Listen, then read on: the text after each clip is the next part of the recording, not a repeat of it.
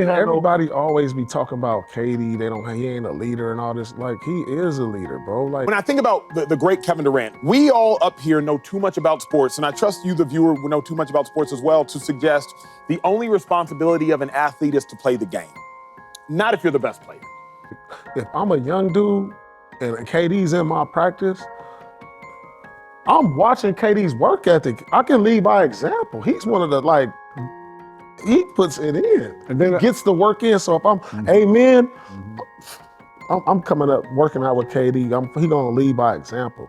He getting in there early, late, whatever, getting his shots up. And if I'm from all them young dudes on the bench of Houston, he gonna inspire that. Yeah. They gonna have to raise their level, and I can see that happening with him there. The young boys though, on the perimeter too, especially. Houston got some over there. We're now tuned in to the Dark Times Challenge. Now, we all know there's different ways to lead when it comes to leadership. Some nights it's going to be a scoring thing, some nights it's going to be facilitating, and he has to be able to do both. But my biggest thing with him is, I say to him, get the European out of your game and play through stuff. Stop crying. Some lead by communicating. Game time! That's 9, bitch! Hey, Scott Morrell, where you mouth at now, ho? And other leaders lead by example. Duncan wheels and scores, one lefty. Now, oftentimes the mistake that people make is thinking that one way is better than the other. If you're the best player, the responsibility of the athlete is not only to play the game, but to ensure that everybody around you can play the game to the best of their ability. And KD is give me the ball, I am going to do my job. Defensively, I am going to do my job. I'm not Chris Paul or Halliburton, and I'm finna create for everybody. And another thing is I think when people see KD come on their team, they instantly take the backseat. Kevin Durant is one of the few players in the NBA, no matter what team that he goes to. From day one, Kevin Durant is the number one option. When Kevin Durant went to the Warriors, he was the number one option, despite Stephen Curry being there, despite Klay Thompson being there. When the game was on the line, get Kevin Durant the ball. We don't have to run 30 screens for Kevin Durant to get the ball.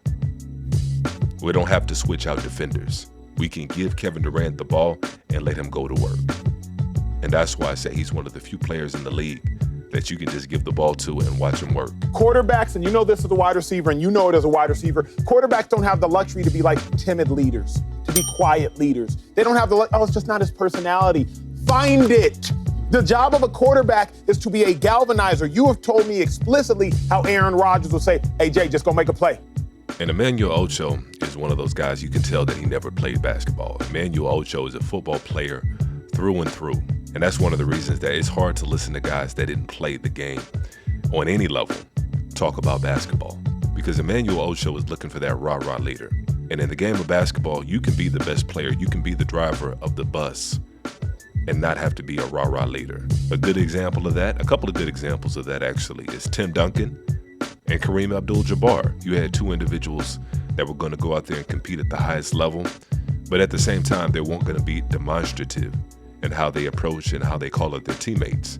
Now, if they had an issue with their teammates, it's well documented that they had no issue discussing that with them in the locker room and behind the scenes. Unlike a Kobe Bryant or a Michael Jordan, that they're going to let everybody know right then and there that they're displeased with a player. You don't have to win like that, especially when you have a coach like Ime Udoka. But man, did y'all see Ime Udoka? Did you see him on the sideline? He act like he ready to take his stuff off and put on a uniform or something. The way that he carries himself as a head coach, that's not changing. But here's the thing. Remember, we saw what Monty Williams was doing with the Suns as a head coach for even longer, and they went to a championship. Well, Monty Williams is like more reserved. Agreed. Emmanuel Acho doesn't watch the games. Ime Udoka and Monty Williams are nothing alike. They're night and day. And you touched on it with Draymond, but you've seen that before. You guys have had your battles before. What do you think he was trying to accomplish late second quarter? And Look at Draymond. I mean, that's ridiculous. Look at him. The ball's not in bounds. It feels like a playoff game in here tonight. He's just trying to get in Şengün's head. He knows he can't guard him to save his life. And, did you like how everybody kind of stood firm with that? Yeah, but that's what he does, and I appreciate it. I don't mind it at all. And then on top of that, Kevin Durant didn't have the kind of relationship that he has with Ime Udoka. The best part about it is like Ime over there. like him under Ime, because this is the best coach he didn't play for since Steve Kerr.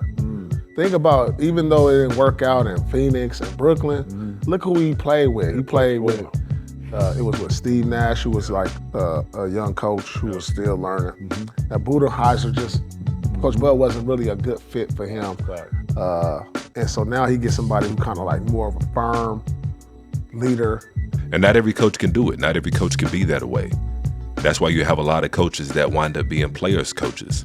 It's not because they necessarily want to, but it's by default. They don't have the cachet to be able to call the shots like that. They don't have the cachet to be able to call out players like that, especially superstar players. And so by de facto, a lot of coaches wind up becoming players coaches. And like I said, not because they want to, but that's just the reality of the situation. Until they win a championship or two, or until they garner the respect in that locker room and in that organization, they can't be that guy. They can't be a Greg Popovich. They can't be an Eric Spoelstra. They can't be a Steve Kerr. Unfortunately, that's just the way it is. These players make way too much money these days and are too valuable to these organizations. Ime Udoka has agreed to a long-term contract extension that will make him one of the highest paid coaches in the NBA. And so if you're Ime Udoka and you got that 8-figure salary that you got, that shows that the organization values you more than they value, to be quite frankly, a 37-year-old superstar. And so he's got the cachet to be able to call out a Kevin Durant. And that's going to be a good thing for Kevin Durant. Some of my best coaches were some of my toughest coaches, some of my hardest coaches, and a lot of you guys can relate.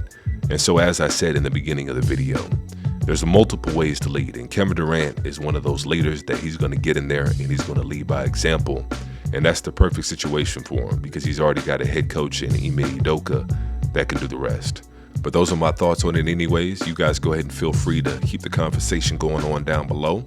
And if you haven't done so already, make sure you go ahead and hit that like button before you leave. And as usual, peace and chaos.